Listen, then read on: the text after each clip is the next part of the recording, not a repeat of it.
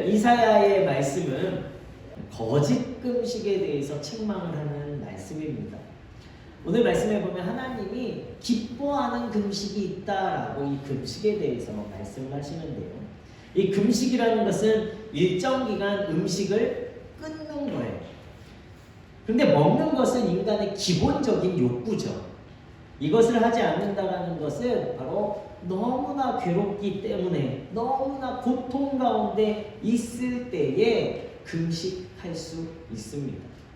입맛이 떨어졌어요. 문제와 염려와 걱정거리에 놓이면 성도님들 밥 먹는 것도 잊어버리시고 계속해서 고민하시고 걱정하실 때 있지요.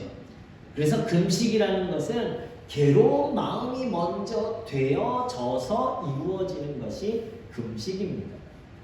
오늘 하나님이 기뻐하는 금식이 무엇인가에 대해서 말씀하고 있어요.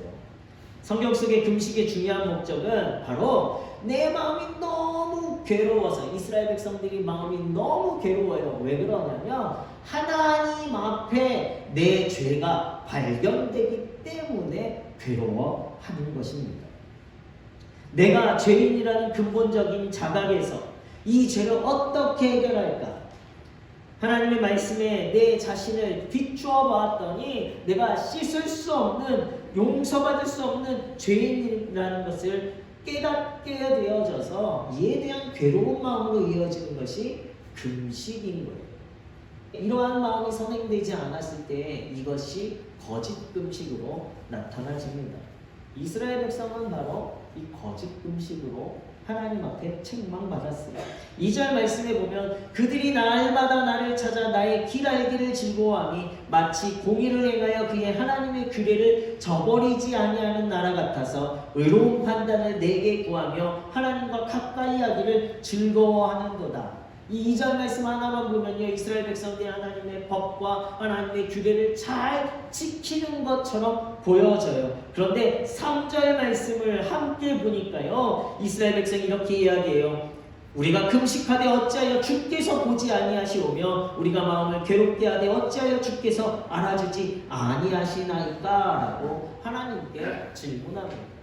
이스라엘 백성이 하나님의 법과 규례를 지키고 하나님 앞에서 금식하였던 이유는 무엇이냐면 하나님 앞에 죄를 자각하고 회개하고 정말 이 죄를 해결하기 위한 괴로운 마음 때문에 한 것이 아니라 하나님 앞에 무엇인가 원하는 것이 있기 때문에 금식했다라는 거예요. 하나님의 말씀을 지켰던 것이 정말 그 말씀을 사모하고 하나님과 함께 걸어가는 삶을 기뻐하여서 지키는 것이 아니라 이 말씀을 지키지 않으면 나에게 해가 될까? 이 말씀을 지키지 않으면 나에게 문제가 일어날까? 염려하는 마음으로 말씀을 지켰던 거예요. 이스라엘 백성의 금식에는 진정한 마음이 없는 행위만 있었던 것입니다. 금식하면 하나님께서 내 기도의 제목, 내 문제 들어주시겠지. 금식하면 하나님께서 내 소원 들어주시겠지. 그런데 금식했는데도 문제가 사라지지 않아요. 금식했는데도 내가 원하는 일들이 이루어지지 않아요. 그랬더니 이스라엘 백성은 내가 금식했는데도 하나님 왜 나를 돌아보지 않으십니까? 라고 반문한 거죠. 먹지 않는 것이 아니라 보이는 금식이 아니라 마음이 괴로운 것이 금식이 아니다라고 하나님이 말씀하고 계십니다. 오늘 많은 성도들이요, 율법적인 신앙생활로 살아가는 사람들이 많습니다. 책망받는 이스라엘 모습과 동일한 모습으로 신앙생활하는 분들이 많아요. 내가 예수님 믿는데, 내가 이렇게 신앙생활하는데 왜 안 알아주는 거예요? 내가 할 수 있는 행위를 드러내려 합니다. 그래서 신앙생활하는 것이 즐거움이 아니라 도리어 이 신앙생활이 고통스러워져요. 헌금 생활도 고통스럽고, 내가 권사로서 해야 될 일들도 고통스럽고, 내가 봉사하는 것도 고통스러워요. 불평이 되고 때로는 그것이 엄청난 부담으로 여겨질 때가 있습니다. 내 수고가 인정돼야만이 기쁜데 도리어 인정해주지 않으니까요. 이 봉사와 헌신이 무엇이 됩니까? 결국에는 나를 분노하게 만들고 나를 불만하고 불평하게 만들어 갑니다. 하나님 오늘 말씀을 통해서 모양만 남은 금식이 아니라 내가 기뻐하는 금식이 있다라고 성경에서 말씀하십니다. 오늘 6절 말씀 보시면 내가 기뻐하는 금식은 이라고 하나님께서 친히 말씀해 주세요. 흉악의 결박을 풀어주며 멍에의 줄을 끌어주며 압제당하는 자를 자유하게 하며 모든 멍에를 꺾는 것이 아니겠느냐. 7절 말씀에 보면 또 줄인 자에게 내 양식을 나누어 주며 유리하는 빈민을 집에 들이며 헐벗은 자를 보면 입히며 또 내 권력을 피하여 스스로 숨지 아니하는 것이 아니겠느냐라고 말씀하고 있습니다. 하나님이 기뻐하는 금식, 그것은 나를 위한 금식, 내가 누릴 수 있는 것을 끊어내고 포기하고 하나님 나 이렇게 했어요, 나 봐주세요. 그러나 그 금식의 기간이 끝나면 다시 어떻게 됩니까? 내 기본적인 욕구를 또 채우고 내가 하고 싶은 대로 살아가고 내가 누릴 수 있는 거 다 누리며 살아가는 금식, 모양만 남은 금식이 아니라 하나님께서 원하시는 금식은 나를 위한 것이 아닌 남을 위한 삶을 살아가는 것을 기뻐하는 금식이라고 말씀하고 계시는 거예요. 나에게 있는 것을 나누는 삶이 금식이다. 하나님이 기뻐하는 금식이다라고 말씀하십니다. 나 자신의 문제를 넘어서서 이 세상을 향한 하나님의 애통하는 마음을 우리가 함께 품는 것, 그것에서 비롯된 나의 것을 나누는 삶, 이것을 하나님이 기뻐하는 금식이다라고 말씀하고 있는 거예요.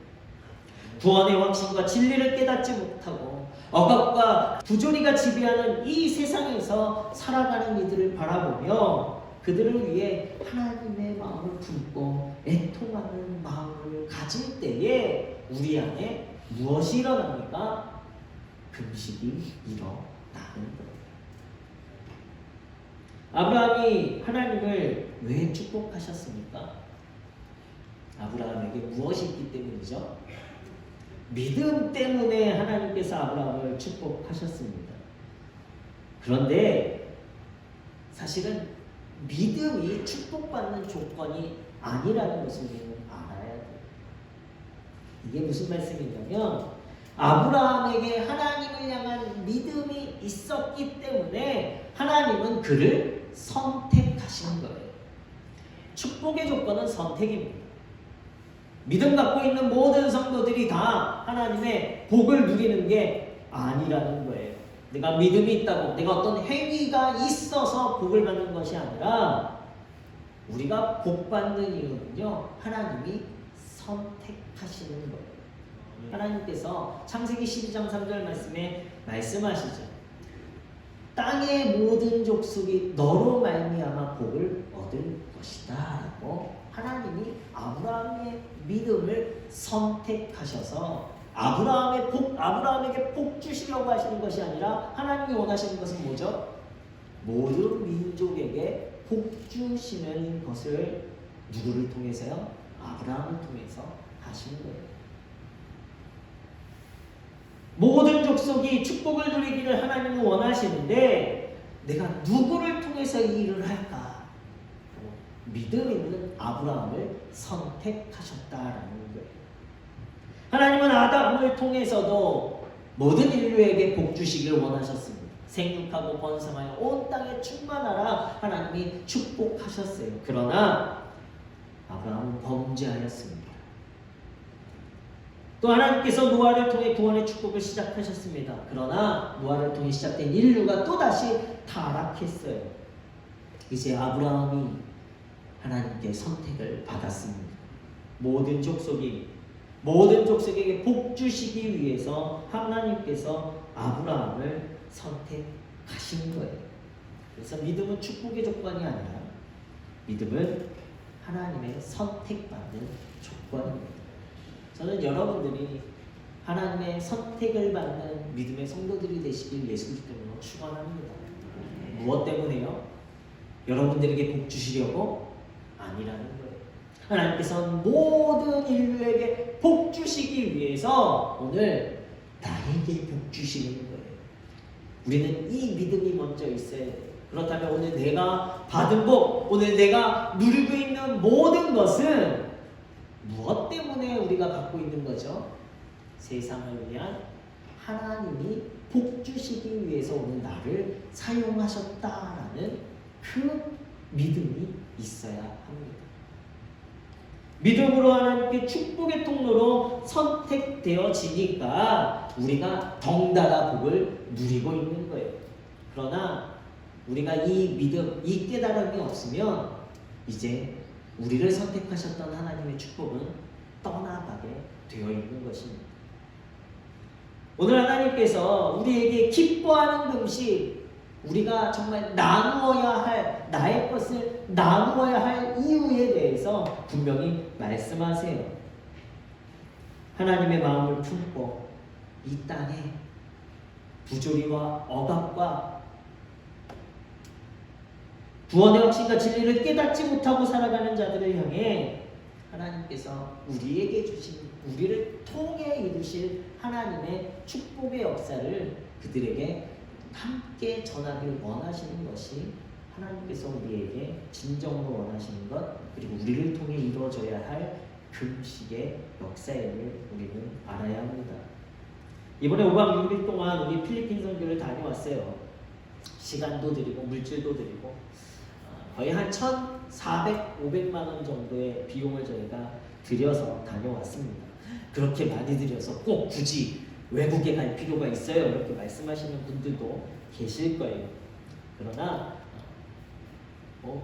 비행기 이렇게 갖고 이렇게 하지 않으면 실질적으로 우리가 헌금하고 했던 비용은 정말 작은 액수입니다. 제가 필리핀을 이렇게 우리 성도님들과 함께 첫 선교로 다녀온 것은 제가 먼저 우리 김현태 선교사님을 만났을 때 이 선교사님께서 이 선교사님은 딱 그냥 하나입니다. 이렇게 말씀하신 것이 제가 큰 감동이 되었어요. 저는 항상 다른 선교를 생각했어요. 우리가 잘 먹고 잘 사니까 그냥 우리에게 넘치는 거 그냥 나눠주고 오자. 이것이 저의 선교의 마음이었습니다. 그럼 그렇게 한번 나눠주고 오는 거. 정말 불쌍해라고 해서 주고 오는 거. 그런데요, 그렇게 주고 오면 그 다음은 기억이 남지 않더라고요.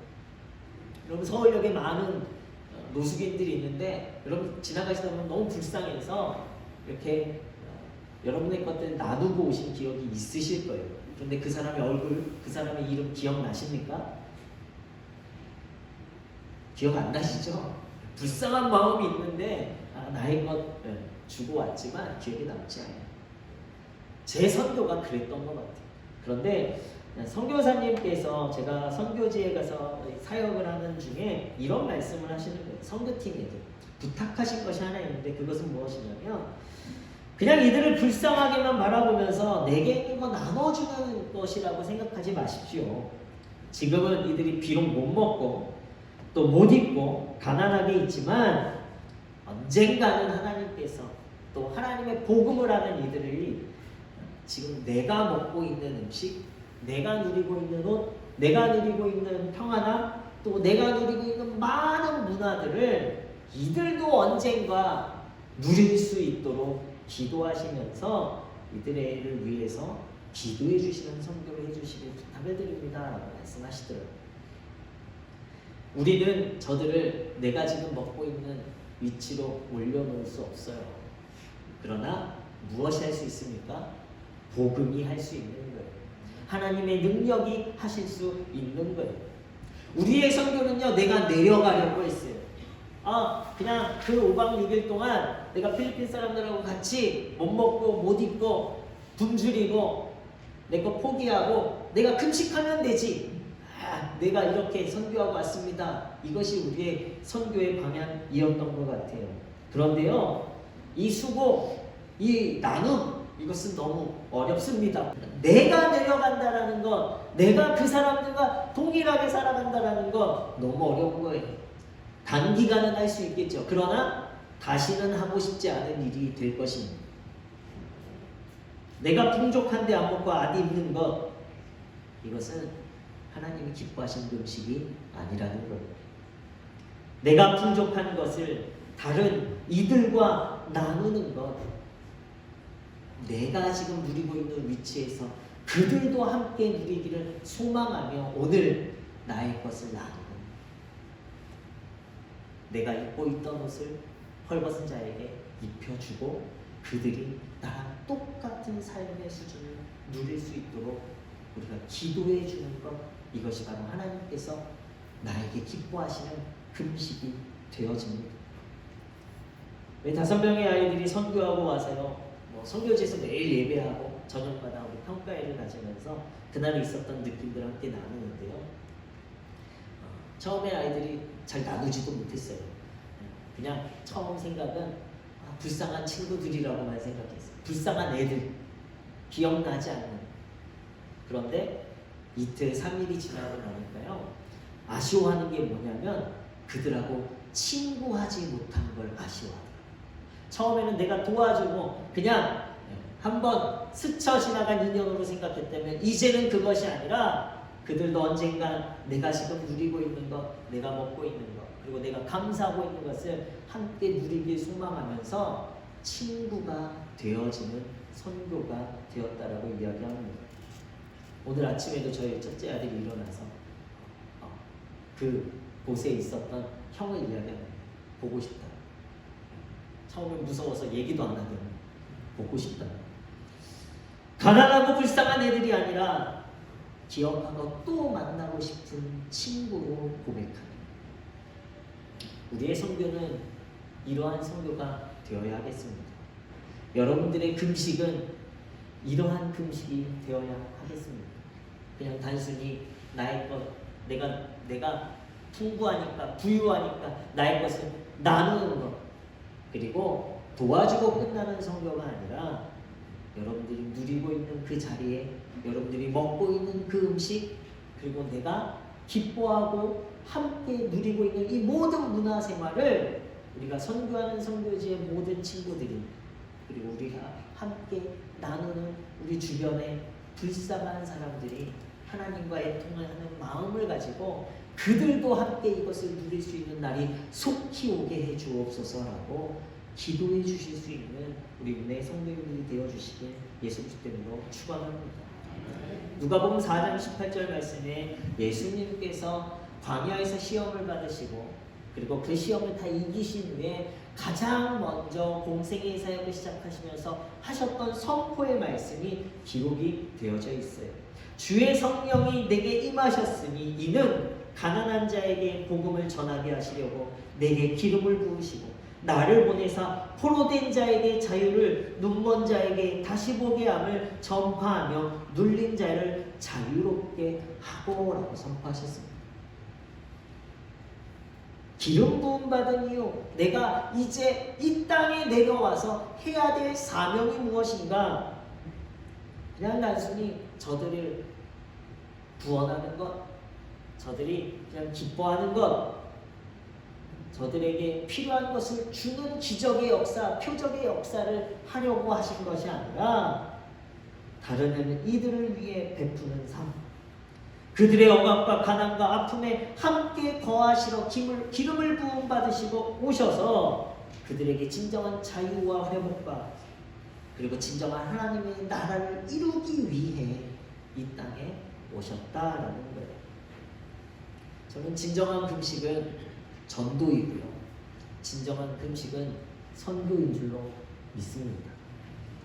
진정한 금식은요, 내가 부유하니까 내 거 그냥 나눠줄게로 끝나는 것이 아니라 하나님이 기뻐하시는 진짜 금식은요, 예수 그리스도를 몰라서 힘들고 어려워하는 이들에게 내가 믿은 예수 그리스도의 그 기쁨, 내가 믿어서 예수 그리스도에 대한 그 구원의 확신, 그것들이 그들의 삶 가운데 이루어졌을 때 그들 또한 함께 기뻐하고 그들 또한 더 이상 문제 가운데 염려하지 않는 하나님 나라의 기쁨을 살아가게 하는 것, 이것이 하나님 기뻐하시는 진정한 금식이.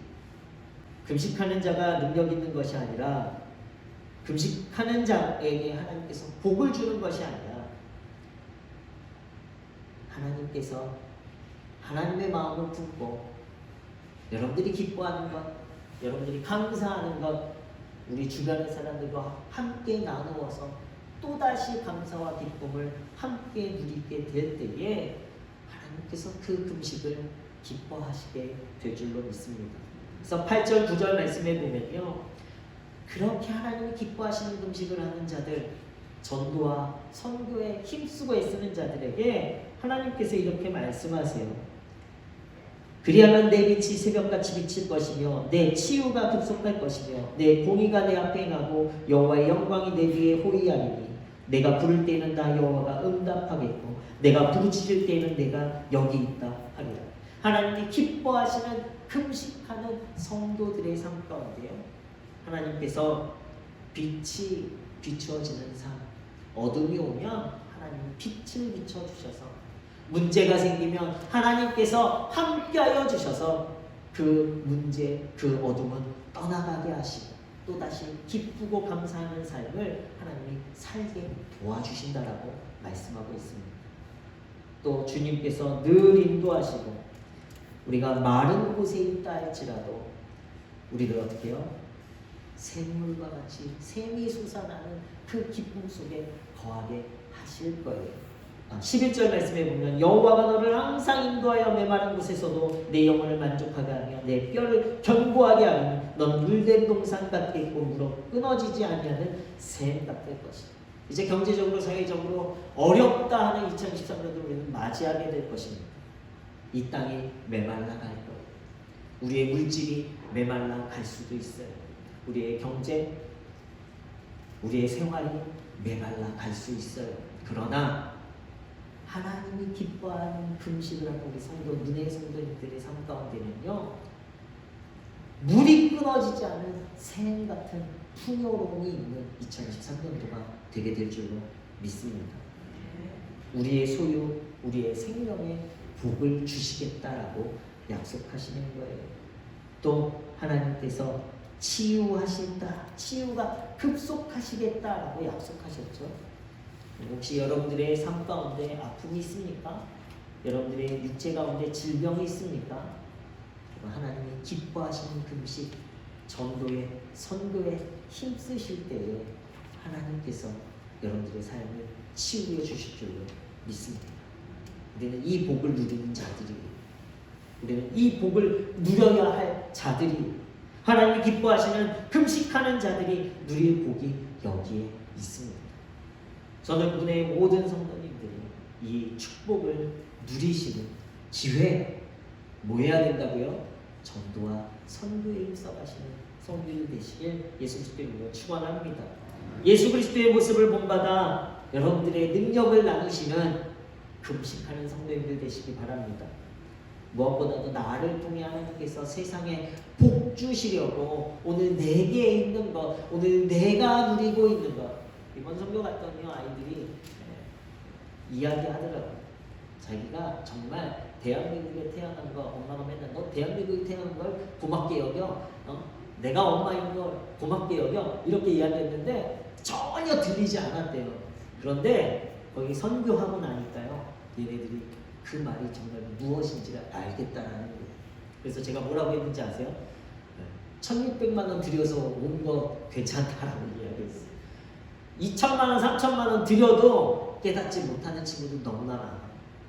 그런데 우리 아이들이요, 내가 무엇이 감사한지를 고백하기 시작했다라는 거예요. 나를 통해 하나님께서 세상 가운데 복 주시려고 오늘 나를 이곳에 지금 나의 모습으로 세우셨다라는, 그것을 감사하시면서 마음껏 전도하시고 마음껏 선교하시는 여러분들 되시길 다시 한번 예수 그리스도 이름으로 축원합니다. 옆에 계신 분들하고 인사할까요? 금식합시다. 곡을 끊고 굶어 계시라는 뜻이 아닌 거 아시죠? 지금 내가 누리고 있는 이 기쁨, 이 감사를 우리 주변에 누리지 못한 사람 많이 있어요.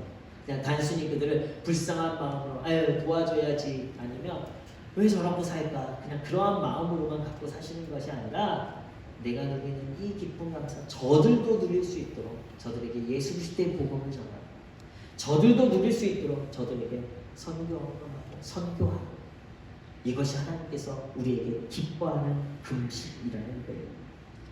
하나님이 기뻐하신 축복의 통로가 되셔서 오늘 우리의 가정에서부터 우리의 교회 그리고 우리의 지역과 우리의 사회에 하나님의 복을 가득 채워가시는 우리 은혜의 성도님들 되시고 그러한 행복한 신앙생활 하나님이 기뻐하시는 신앙생활을 누려가시는 우리 은혜의 성도님들 되시길 다시 한번 예수 그리스도의 이름으로 축원합니다.